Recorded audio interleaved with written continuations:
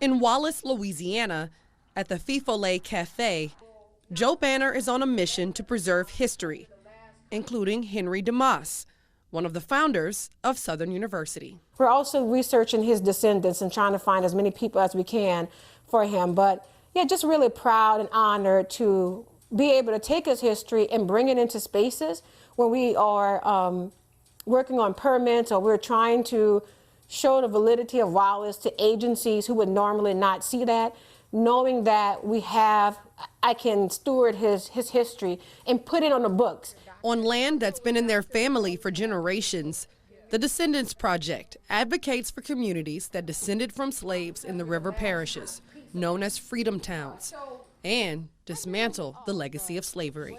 The community of Wallace was established in addition to having the land that was here, but when it became a village, it was mainly founded by enslaved, self-emancipated enslaved who escaped the plantations to join the Union Army encampment. After working in the tourism industry for years, their current mission: protect their freedom town from heavy industry. Being in that side and looking at the history, my sister and I, Joy, could not ignore our future and seeing the environmental battles that were happening along with us, how the system of enslavement is still over us today. They're in a legal battle against a 250-acre development that would directly affect more than just the community of Wallace.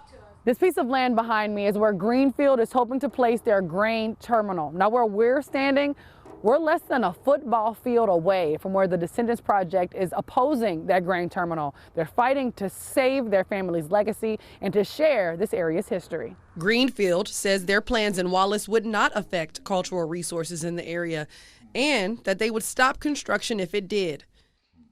But a September report from the U.S. Army Corps of Engineers disagrees.